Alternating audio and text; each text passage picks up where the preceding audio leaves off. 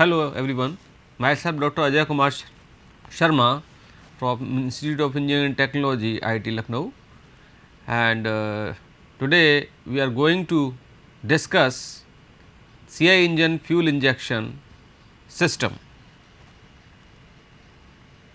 This is the content for today's lecture: fuel injection in CI engine, functional requirements of injection system, types of injection system, quantity of fuels injected per cycle.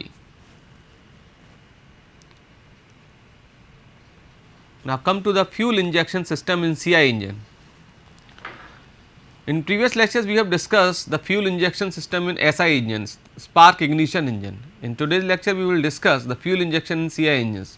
These injections are different in case of SI and CI engine, because in SI engine the air fuel mixture is carbureted air fuel mixture is transferred to the cylinder, but in CI engine what happens, we inject fuel against very high air pressure. This is the diagram for the CI engine injection system. The fuel injection system is the most vital components in the working of the CI engine. The engine performance, what do you mean by engine performance? Engine performance means its power, its efficiency, and also the emissions.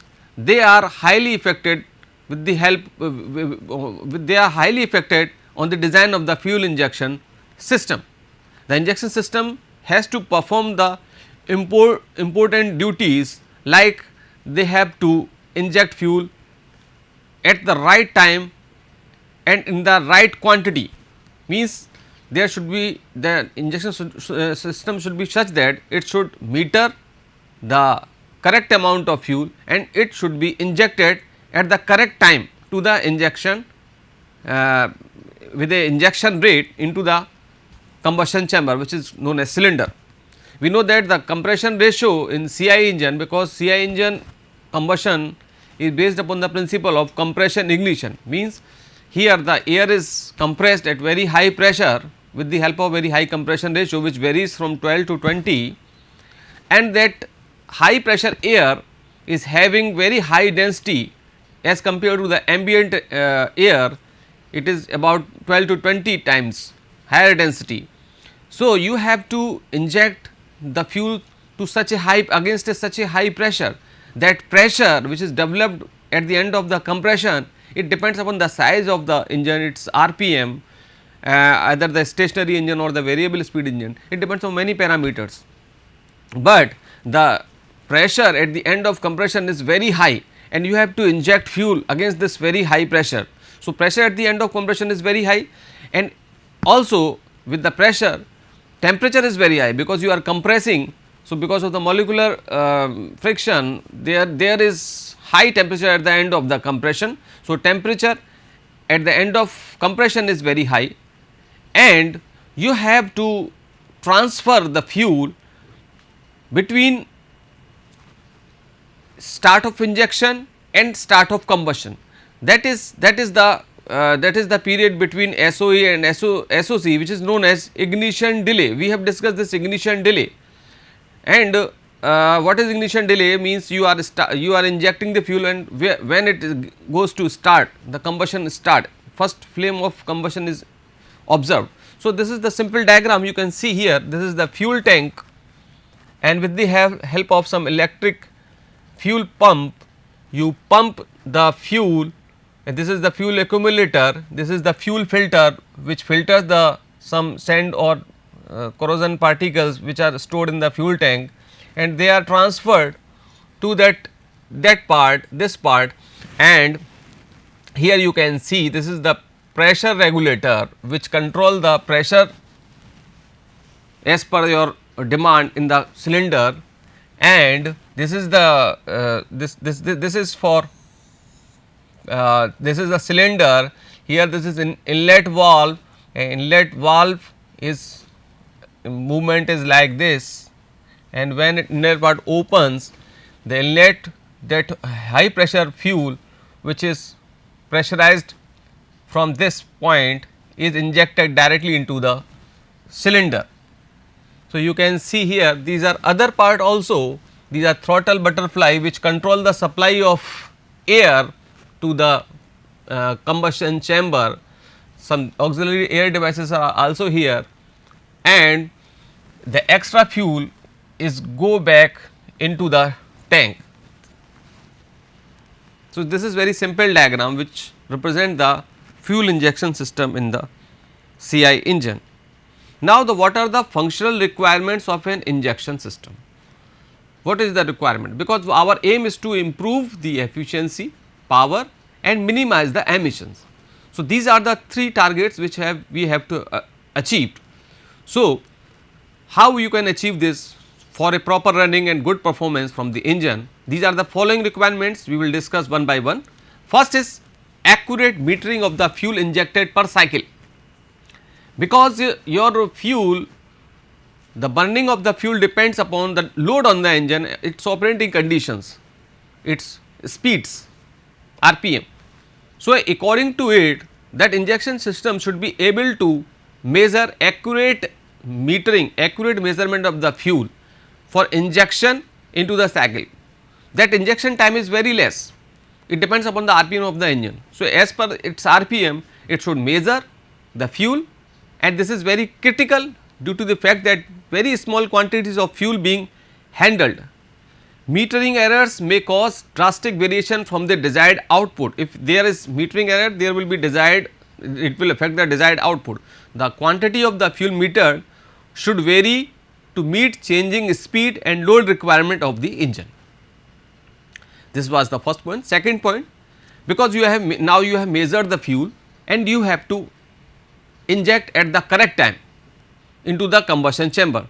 So, timing the injection of the fuel correctly to suit the engine speed and load requirement in the cycle, so that maximum power is obtained, ensuring fuel economy and clean burning. Because if there is fuel economy is better, its mileage will be better, and if there is clean burning, proper combustion, then emissions will be controlled. Third point is proper control of rate of injection, so the desired heat release pattern is achieved during the combustion.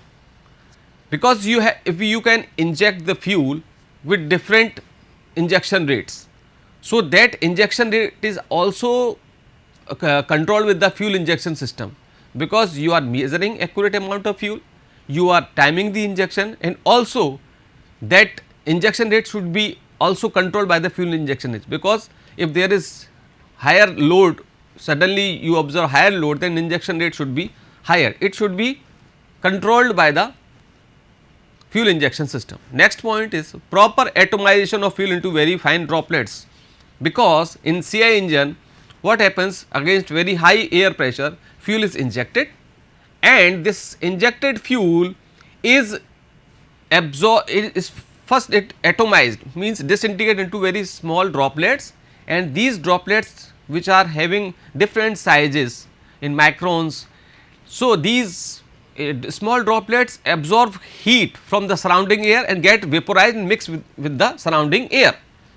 So, if there will be no atomization, then there will be no mixing with the air fuel with the air, and if there is no proper mixing, non-uniform mixing, then the efficiency will be affected, and also it affects the hydrocarbon emissions, NOx emissions, etc.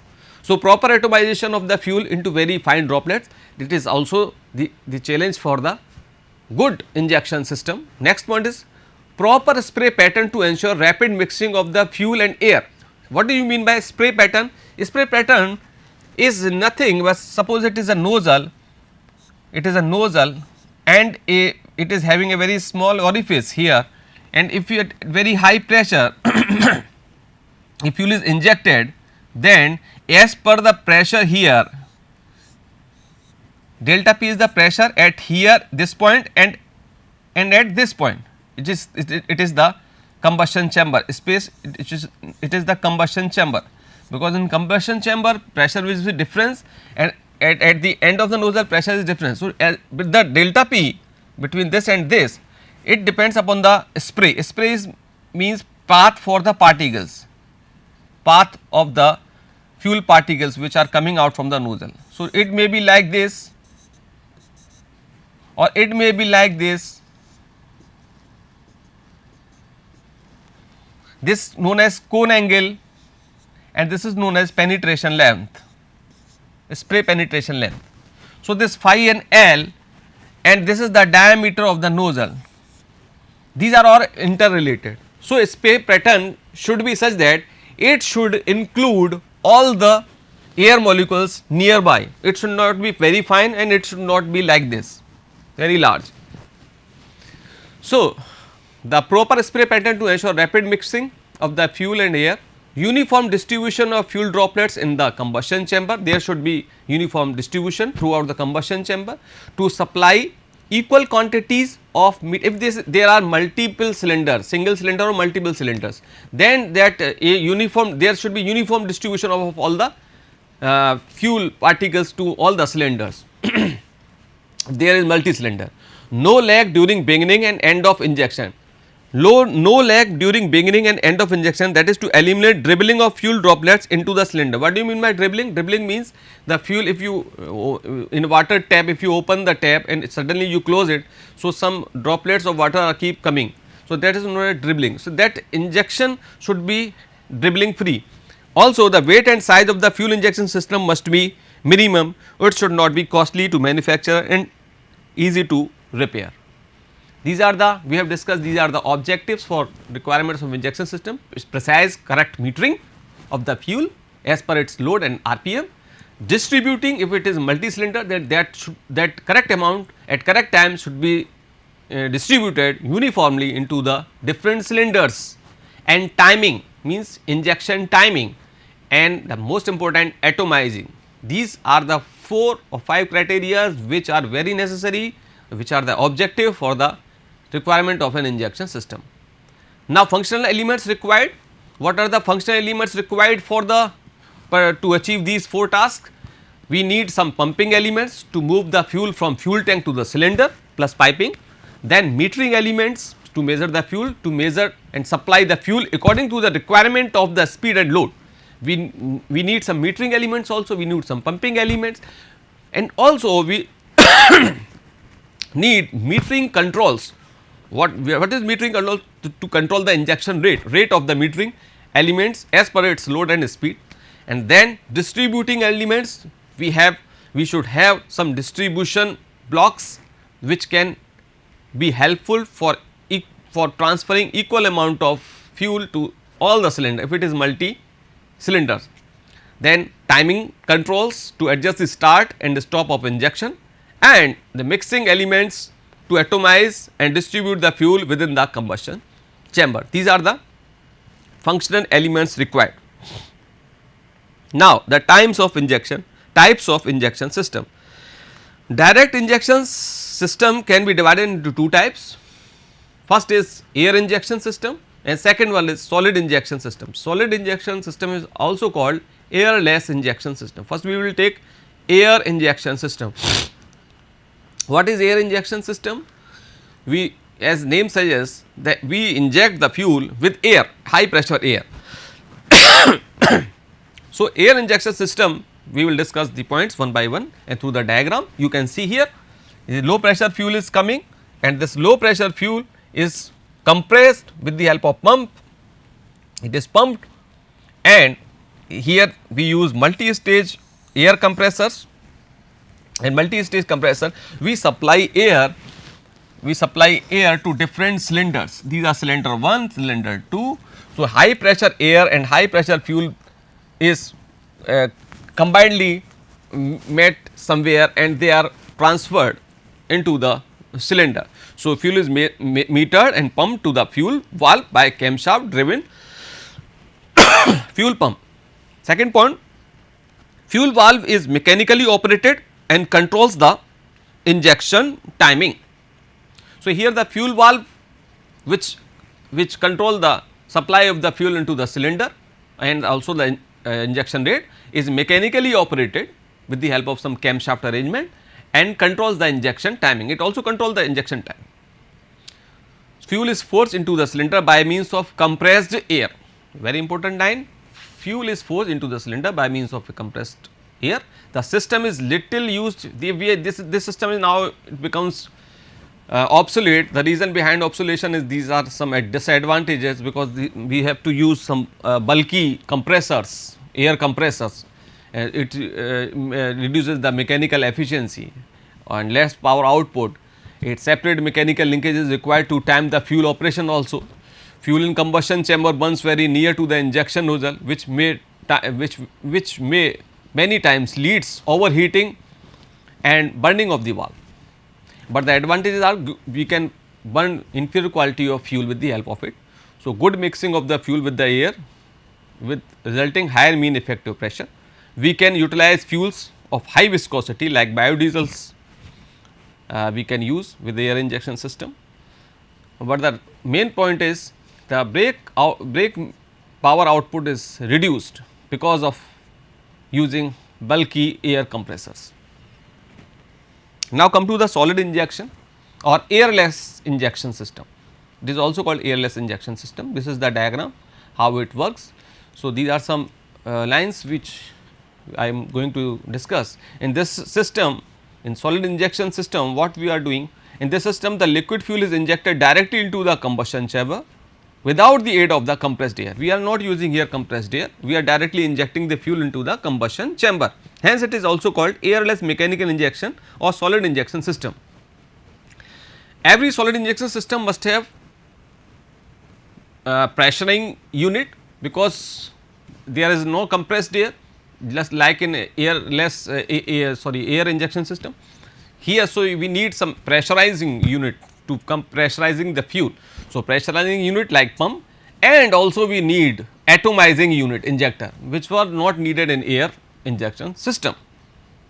So, solid injection system can be classified 3 types, like individual pump and injector or jerk pump system, second is common rail, and third one is distributor system. This is a simple diagram, you can easily see that this is fuel tank, fuel is some course there is filters to remove the impurities in the fuel tank, and this goes into the plunger, common plunger feed pump, and this plunger feed pump pressurize the fuel. This is pressure relief valve, and this pressurize the fuel and go into the injector, and this injector inject the fuel directly into the combustion chamber.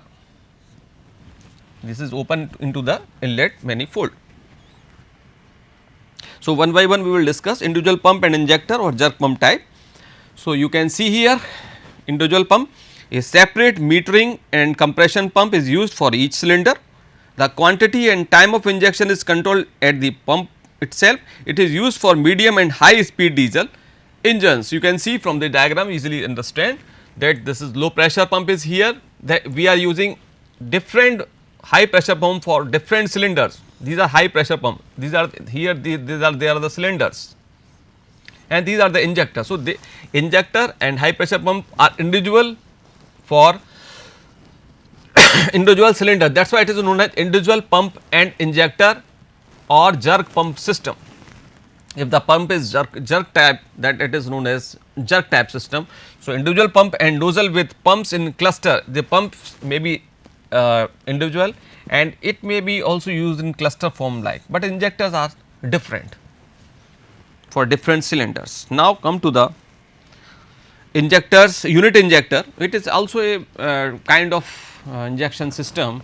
The unit injector system is one in which the pump and injector nozzle are combined in one housing. Here it is like a individual type, but here the injector system and pump, they are all combined in one housing.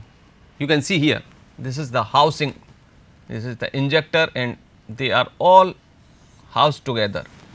So, unit injector type system, and each cylinder is provided with one of these unit injectors. If there are single cylinder, then there will be unit injector system. If they are multi cylinder, then there will be multi unit injector system. This arrangement requires push rod and rocker arm to operate the unit injector. There is push rod and rocker arm arrangement which is driven by the engine shaft. Partial power is taken from the engine to operate these injector system. Now, come to the common rail system, which is very important. It is used for the common rail system is at very high pressure. high pressure 2000 bars, up to 2000 bar injection we can use common rail injection system. So, we for achieving this type of pressure rise, there should be very high pressure pump which supplies the fuel under very high pressure, and this pressure rise pump gives we are not using here individual pump, here we are using a common high pressure pump which supplies a high pressure fuel into a header, or a header is also called accumulator, this is also called accumulator. So, in the common rail system, a high pressure pump supplies fuel under high pressure to a high fuel header. High pressure in the header forces to fuel to each of the nozzles located in the cylinders. So, high pressure in the header forces the fuel to each of the nozzle located in the cylinder. For each cylinder there is a separate metering and timing elements which is connected to an automatic injector injecting fuel into the cylinder. So, common rail system, as name suggests, common rail, it is having a common header, footer, and from the tank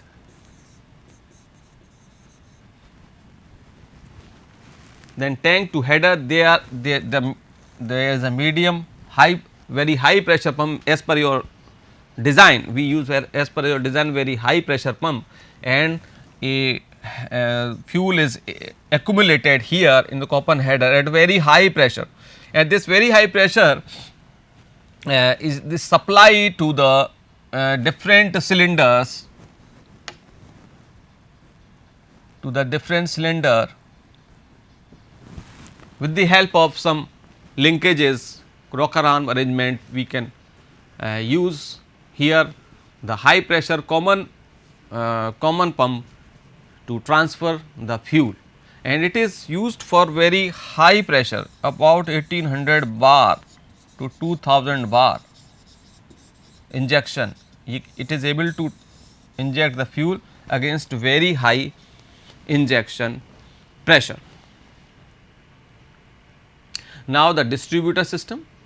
The distributor system, in this system the pump which pressurizes the fuel also meters and times it. So, here the pump which pressurizes the fuel also meters and times. So, the timing of injection as well as metering of the fuel is carried by an individual pump. Second point, the fuel pump after metering the required amount is defined by its load and speed on the engine. So, the fuel pump after metering the required amount of fuel supplies it to rotating distributor, these are the rotating distributors. A distributor is used for the firing different firing order, because it is used for multi cylinders engine and it supply the fuel as per the firing order. You know that what is firing order? Firing order is the order of combustion in different cylinder for a multi cylinder engine. So, as per the firing order which is defined as per the for the balancing of the IC engines, it is defined for the different types of, it is either 3 cylinder or 2 cylinder or 4 cylinder. So, for the mechanical balance the firing order is defined. So, as per the firing order the fuel pump after metering the required amount of the fuel supply it to the rotating distributor at the correct time to supply to each cylinder. The number of injection strokes per cycle for pump is equal to the number of cylinders, means if there are 4 cylinder then number of injections will be 4 as per the firing order. So, here we are using the pump which commonly measure the pressure, pressurize the fuel and also meters and timed it into the different injection cylinder. This is the comparison chart, you can see easily that for this is air injection, solid injection, individual, common and distributor.